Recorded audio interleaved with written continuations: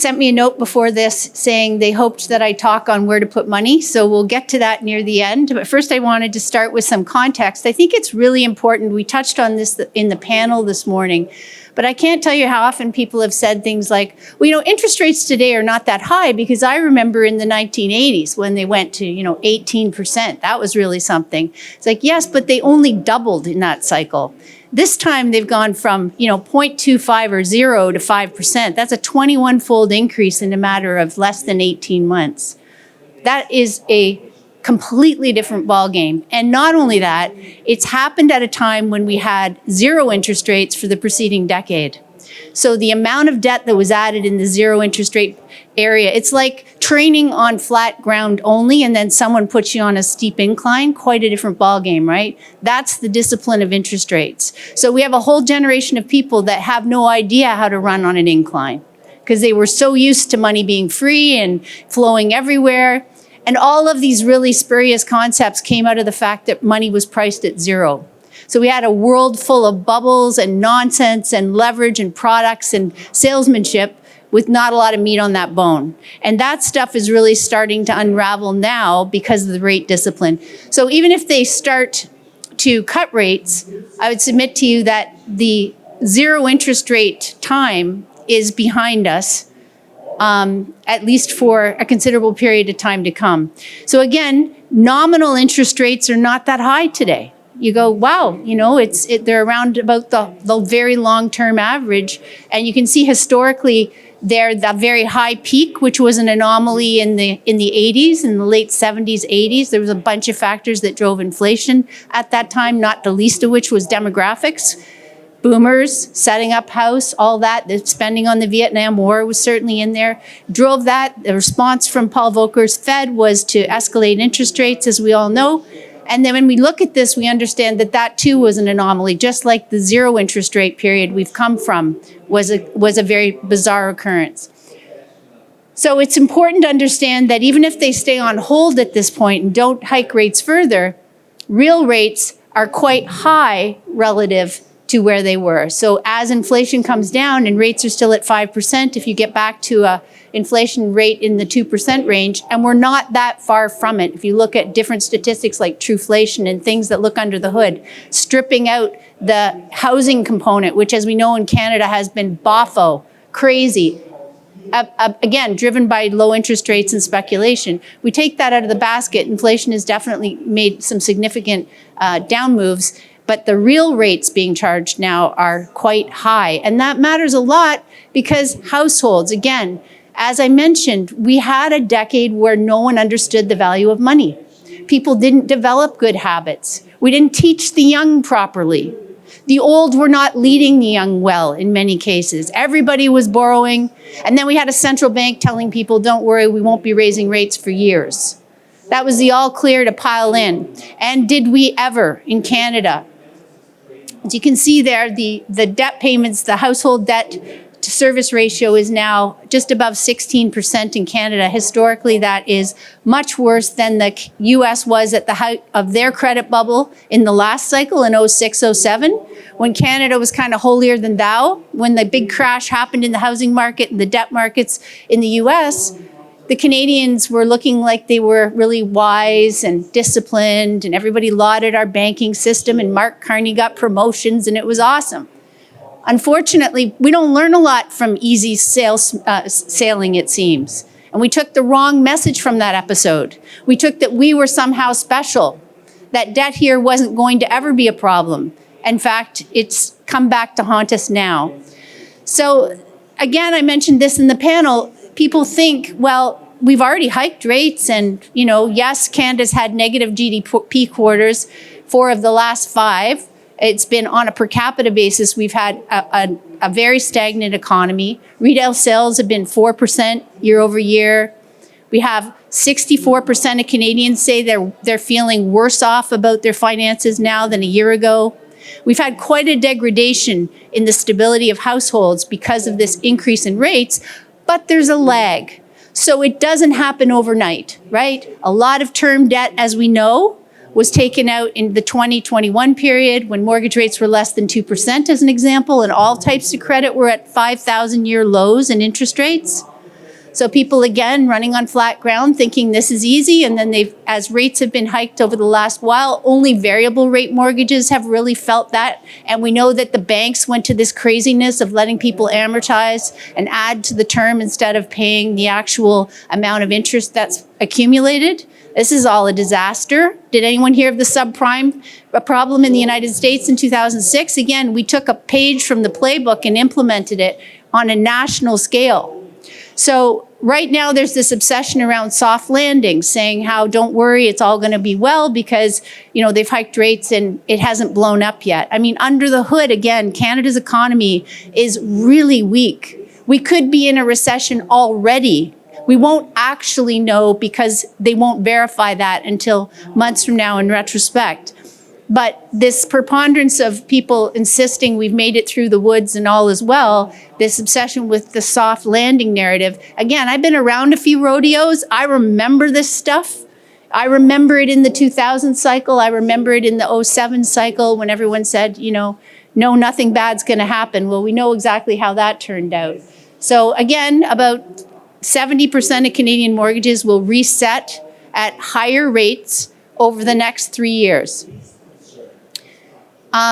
This is a US chart, but we have a similar situation in Canada. So we have this gross domestic product reading, of course, that we've all fixated as a barometer of how our economy is doing. But in fact, you know, if someone's selling goods in the economy, the measurement of GDP should be replicated in the incomes that are collected by corporations, households. This balance is supposed to be pretty consistent, and you can see that chart goes back a long way and shows that there's this correlation typically between GDP and GDI, gross domestic income, and they are supposed to reflect one another. They're two sums of the equation, two ends of the same equation. And right now we've got this disconnect where GDI is actually contracting negative 0.2% in the latest reading, and gross domestic product, as we know, in the US came out recently just below 5%. Again, yay, we've made it through the storm, all is well. A little bit premature there when we look at the actual incomes that are being collected. So the money supply, this is the US cash-like deposits, same kind of thing in Canada. The amount of savings, we know cash-like deposits went up during the pandemic from all the infusions from governments, right? People got a lot of checks that helped them make ends meet, deferrals of payment, a lot of things on hold. The government, corporate loans that were made during the pandemic in Canada have just come up now as being due. A lot of small businesses had $40,000 to $60,000 loans, and the deal was this is interest-free. You have to pay it back by the January of 24, and we'll forgive a portion of that. And if not, it starts accruing at 5% as a loan. That's happening now, and 40% of businesses are saying they can't possibly, like there's no money, they can't pay it back. So another example of sometimes how free money and handouts may seem like a Band-Aid solution, but in the end, if it's a solvency issue, if it's a deficit of revenue, if it's an unproductivity problem, throwing money at it in little gifts doesn't really do anything in the longer run. So we've got contracting money supply. You see that big spike up that happened with the free money, and now this most dramatic contraction that we've seen in many, many decades. And bank credit, of course, this is a longer-term chart of bank credit.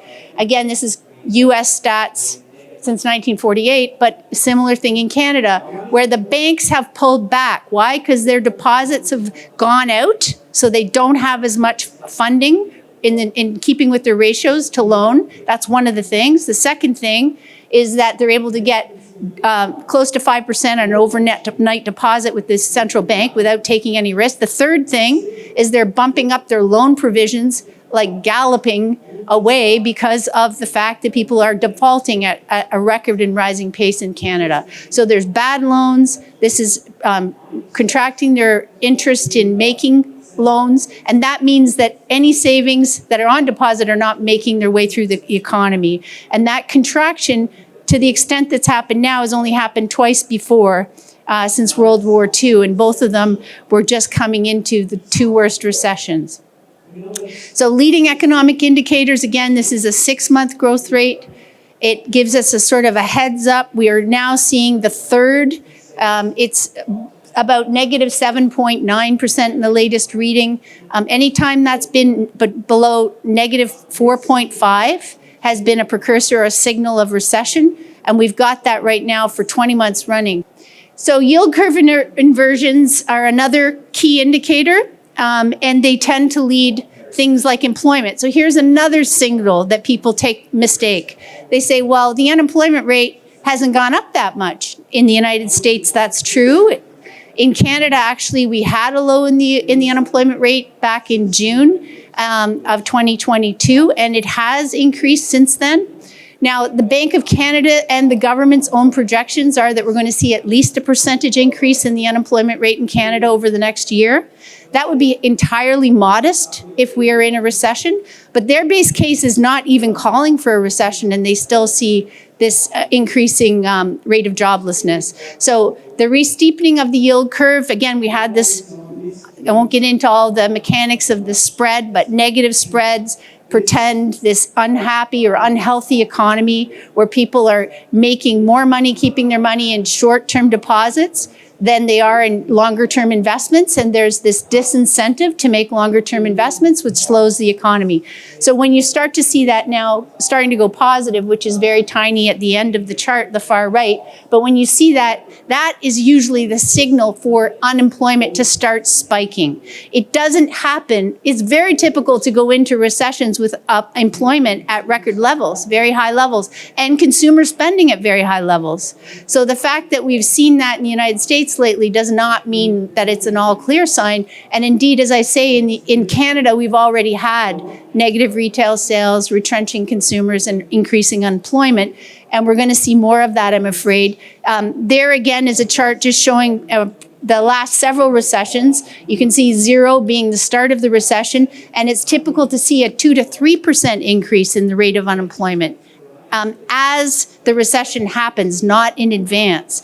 So the Canadians that are feeling rough about their finances, that are feeling very highly levered, that have high debt payments, the highest in decades, are going to have a harder go as we get into increasing unemployment. That's the takeaway from there. And 58% of our economy is driven by consumption. So that could be an issue. We're already seeing people pulling back. The other thing about the re-steepening of the yield curve, and this is where we get into the stock market stuff, the re-steepening of the yield curve marks the start of the recession and typically the acceleration in the bear markets. So it is not a case that the bear market, happens beforehand and when the curve first inverts and people are again saying, well, the stock market's doing great again. Hang on a minute. The concentration, 72% of the S&P components, it's the S&P being the strongest stock market in 2023 again, led by this handful of the sort of top 10 most expensive companies in the world on every metric and valuation. Sure, brand leaders.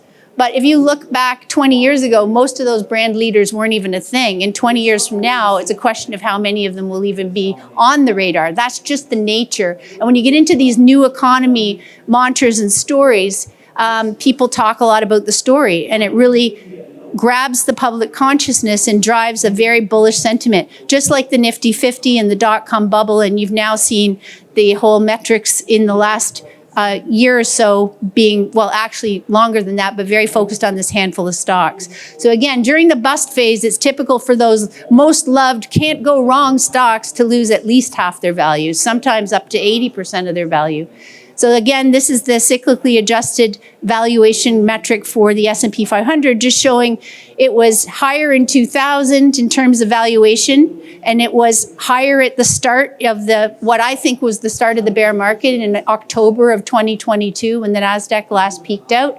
And it has come off a bit because, as we know, 2022 was a very bad year for the stock market and things began to reprice. But as you'll see there, we're still nowhere near the valuation level of attractiveness in terms of investment quality and opportunity that came at the bottom of other bear markets. The average S&P decline during recessions is about 20% in terms of earnings. Earnings tends to come off about 20%. And think about that other chart I showed you, the price people are paying for those forward-looking expectations of earnings are at all-time multiple highs above 30%, above 30 times, 30 times. And if the E in that equation drops, which it does in recessions, then that actual number could be more like 40 or 50 times what people have been currently paying for this coming stream of cash flow. So it just gives you another heads up that we've still got analysts expecting double-digit earning growth, for example, over the next year. And if we're in recession, that's highly unlikely. This goes to show you again, double tops are par for the course. This was in 2000 when we had the run-up, the sell-off, and then another double top when everyone was saying, soft landing, all's well, and then totally, decimated over the next couple of years. This was the 2007 double top. Again, very similar formation because behavior is very similar. The misreading of things, the preponderance of bullishness, which is infectious and has reignited again since the sell-off in 22, particularly since October of 23 to now. Everyone's jubilant again, thinking what? Thinking that rate cuts are going to save the day, right? Not realizing that, again, rate cuts will take a significant portion of time to filter through, just as the hiking did. So we have to be mindful of that. And this is the formation of 21, the peak in 21 in terms of the NASDAQ and a double test. And I would submit to you that the prospects of this being a failure is quite high as well. None of us knows for sure. And it's been really batshit crazy for quite a while here. But at some point, liquidity crunch drives liquidation, and people that are playing with funny money and day trading options and all this stuff, they ultimately go broke almost all the time, and then that will cause a sobering effect again. So stocks have never bottomed until after the Fed has been slashing rates for several months. Okay, this is another misconception, thinking that the stocks bottomed, in the fall of 23. Not if the central bank hasn't even started cutting yet. Why do they start cutting? They're reactionary. They cut in response to dramatically weakening economic data, like the Empire manufacturing data last week, new orders, and the increasing unemployment, which we know spikes as the recession unfolds and not in advance. So those two things cause them to do the cutting. And that's where we say we are here. We're not yet at the first Fed cut. And this is the typical decline in the S&P 500 as they're cutting when you're in a recessionary period.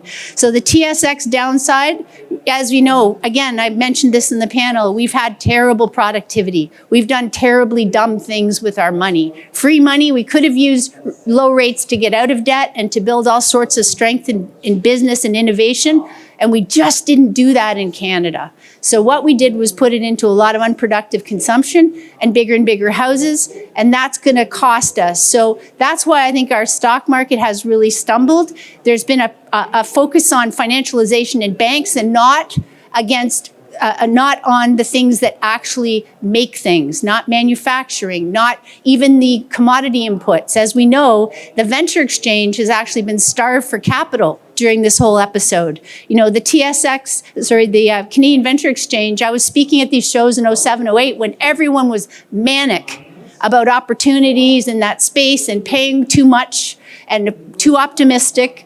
China, the whole insatiable appetite theme, which is all proven to be wrong. The Shanghai Composite is, down like a massive amount from its peak in that cycle. And now we see that we have to go back to getting capital into the things that drive productivity, innovation, and investment in the economy. We have to work hard. We have to stop trying to take the easy life, the quick fix, the quick buck.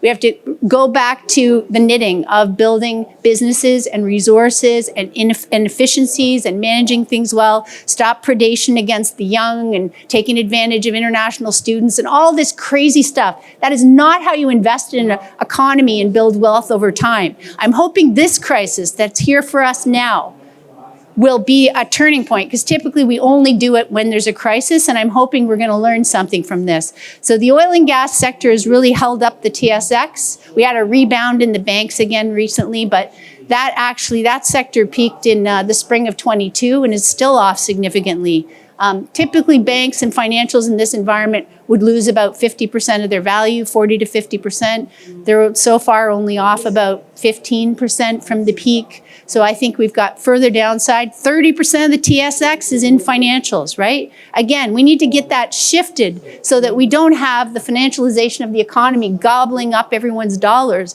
and we get it more back to how do we invest, how do we cut government spending, redirect it, look at the incentives we're giving in the economy. So when the TSX, when the last leg holding up of oil finally breaks, that's typically when the TSX has the worst of its bear market. The loonie follows stocks and commodities lower into recessions. So even though valuations are very low in the venture and junior mining area, I just caution people that when you get into a liquidation event, everything tends to get sold. That said, hopefully the cash, when the buying opportunity on the other side of this recession comes, will flow more back into that space than into the financial lending, housing, speculation stuff. So during past Fed cycles, Treasury bonds in the US dollar typically rise during the cutting cycles, where stocks and other risk assets all kind of plunge together because everyone's trying to raise cash. So dividend paying stocks, it's always people talk about them being a safe haven. They're just not in a recession. Again, interest sensitive, credit sensitive, all this stuff, business cycle sensitive. So don't think you can hide in dividend paying stocks and not see a bear market is the bottom line. So I wish you all very, very good luck.